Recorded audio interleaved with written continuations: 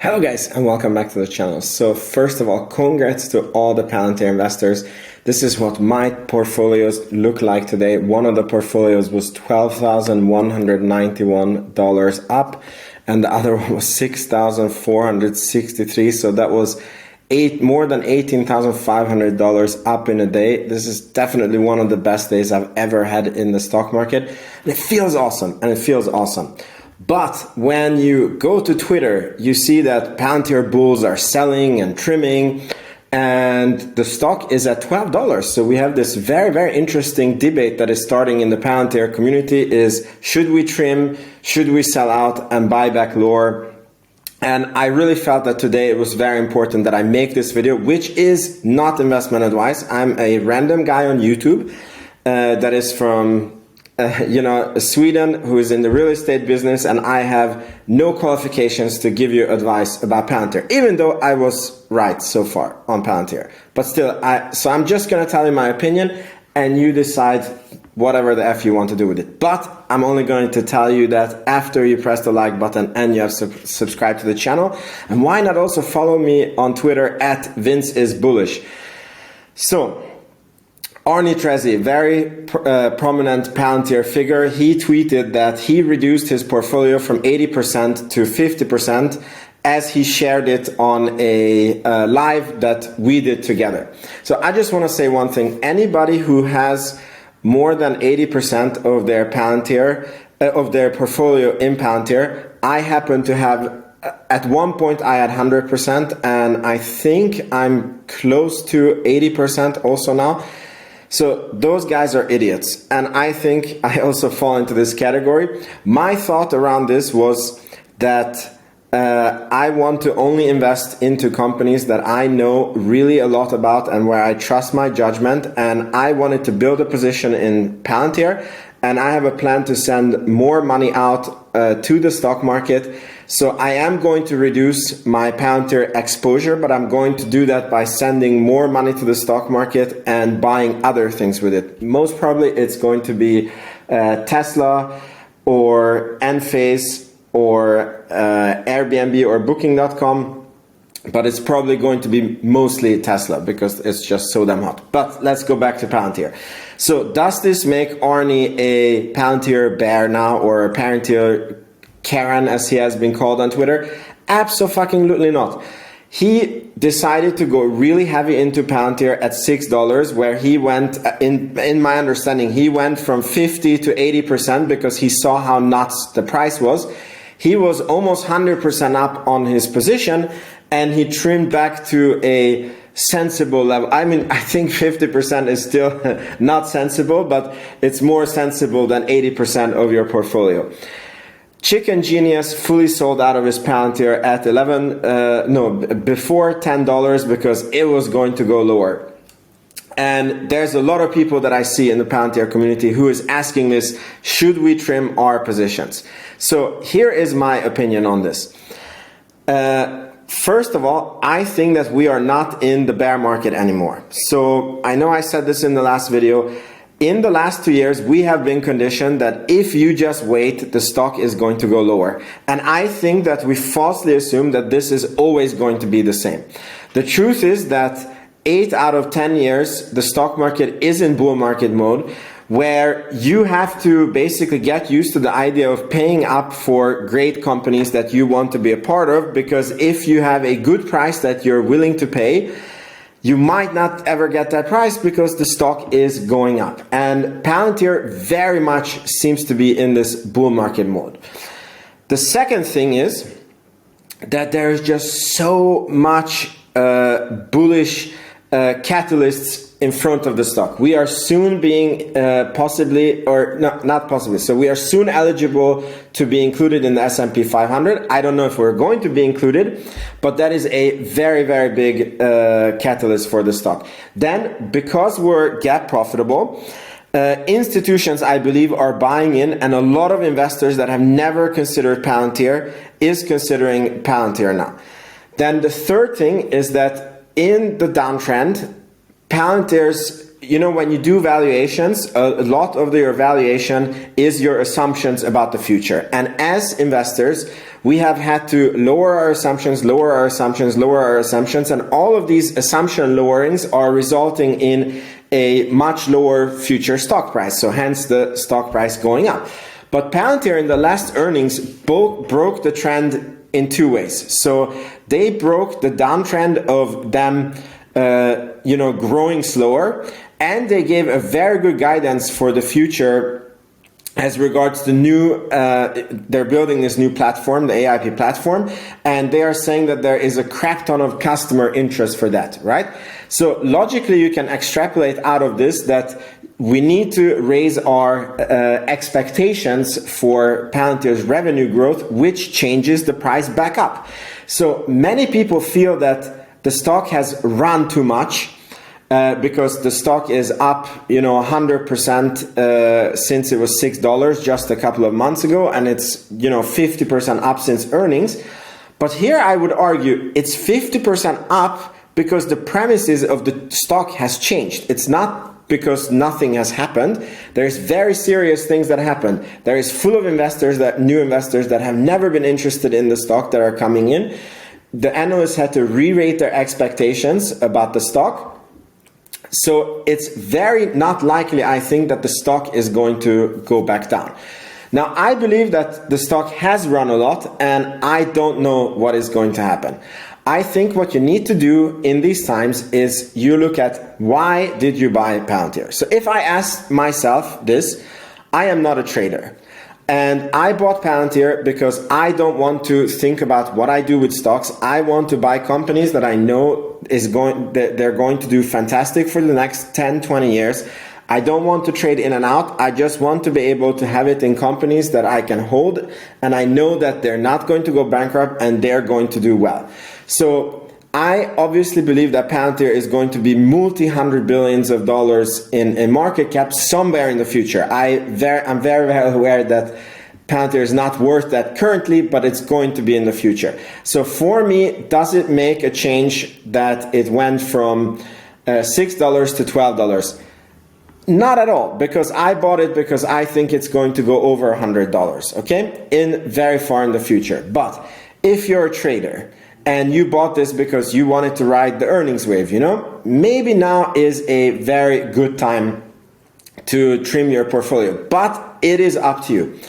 Now, in the last point in this video, I just want to show you how Palantir's valuation changes when you change these metrics, and how this $12 is not so overvalued if you change your assumptions. And I also want to talk about what is the price that I think Palantir can go up to, and when would I sell my Palantir.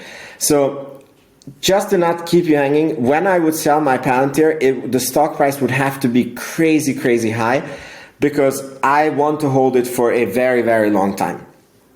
So I am going to tell you the number at the end of the video, which, yeah, we go more into it. But I want to show you my Palantir valuation before we went to the earnings. So this is a valuation that is not the DCF. This is basically I make an assumption of what the company's earning is going to be. And because Palantir wasn't get profitable when I made this table, this was based on their free cash flow. So I think that in 2025, if they are growing 22% per year, and this is where you see, I first started out this table with thinking Palantir is going to grow 30%. And then I had to lower it to 20%, and I increased it up to 22% because they did very good on the earnings. And all of this changes the share price very much. So here you can see what I think the share price is going to be in 2025. And you see if I change this to 30%, it goes from 15 to 18. If I change this to 15% growth, you see that in 2025, the stock is going to be worth $12. So this is one super crucial part of the equation, okay? Then the second crucial part is if these are the earnings, Palantir has a 25% profit margin, which by the way might be too low calculated because Palantir is hiding its profitability. So this might be too low calculated. But the point is that if they have 863 million in profits in 2025, what is the price per earnings that you use? So that this also has a huge change on the price. So let me show you what I mean. So normally I like to do my fair value calculation at a 2 times the rate of growth, which would be just below a 2 PEG ratio. So meaning if Palantir is growing at 22%, a PE of 40 is a bit less than 2, like 44 would be the exact double. So a PE of 40 is okay, right? And that makes the stock price at 15% or $15 in 2025. But if we change this to 30% growth, and then based on my calculation, a 60p could be warranted. And you see that suddenly now the stock price in 2025 is $27, which is a huge change from where it is now, okay? But that's in 2025. But then you as a prudent investor would need to find out, okay, if I know that the stock is going to be $27 in 2025, I'm sitting in 2023, I need to discount that price into present time and see what I'm willing to pay for this. So if you're a regular viewer on this channel, you know that I like to use a lot of discounting because that gives me a lot of safety in case I'm wrong when I'm buying the price. So normally I like to think with 30%, okay? So if I think that the stock price is going to be 30% in 2025 and I want a 30% return per year, the stock price would have to be $12 today. But here's the thing. All the institutions are buying in and all the you know, these big investors are buying in, and they ain't using 30%. They use this weighted average whatever, which is called WACC, and it's usually, if the company is very volatile, I would guess that for Palantir it would be 13%. So when they do their target price, they would discount it with 13% per year. And if you change this discounting thing, even $18 today is not overpriced for Palantir. But again, now I want to show you that here your assumptions are a 60p and that Palantir goes back to 30% growth, okay? So we are at 12 today. Remember this. So now I want to show you how are other companies, because you know, we are living in the age of AI hype, and somehow even scam companies like C3 AI is getting a lot of, you know, clout from hype, and the stock price is going up like crazy. And Palantir, which is the leading AI company on this planet by many third-party verifications, didn't get any AI hype, right? So let's look at other companies that are, you know, similar to Palantir, or they are also in the AI field, and what are their P's, okay?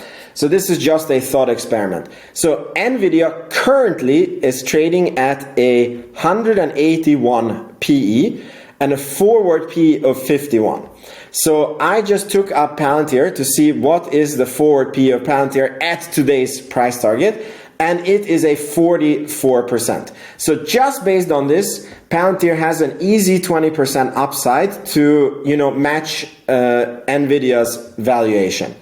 Now we look at Snowflake, which is, you know, many people think that Snowflake is a competitor to Palantir. They are at a forward PE of 182 182 forward P. And by the way, Nvidia is not likely to grow as much as Palantir. So if Nvidia has a forward P of 50, Palantir, if you would want to, you know, match them, Palantir would deserve a much higher forward P, okay? Probably 80.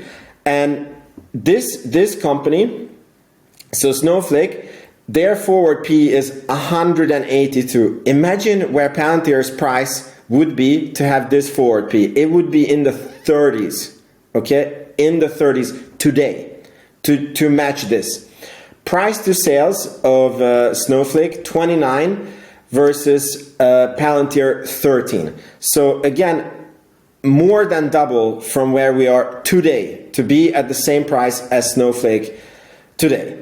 Then C3 AI is at 1153, which is very much, matching Palantir currently. But C3AI is a super unproven, super risky, borderline scammy company. And if they get this multiple, then Palantir for sure deserves more.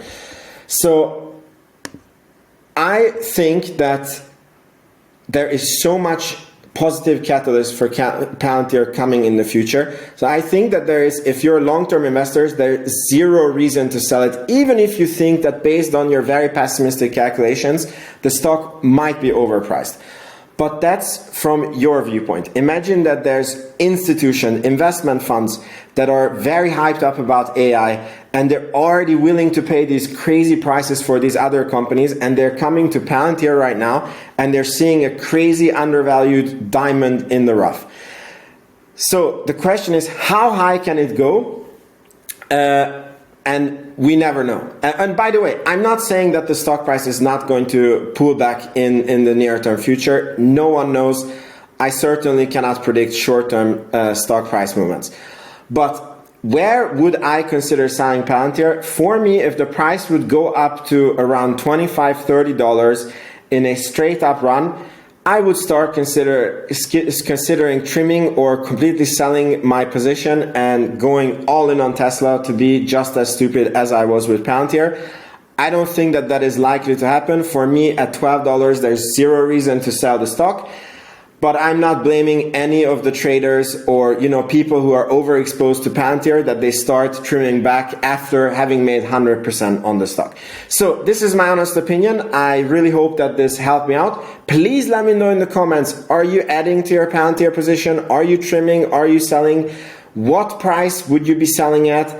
Are you up on your Palantir? And if you're up, congrats, and how much? This is the most exciting time. We've never had this in Palantir's history when, we were a lot of us are up. I'm very much up on Palantir. There was times when the stock was at $6 and everybody was devastated and down. And guys, we kept to it and we were right. So you're amazing. This team is amazing. I really love Palantir community. Thank you so much for watching. Please make sure to subscribe to the channel. Follow me on Twitter. Vince is bullish, and I'll see you in the next video. Ciao, ciao.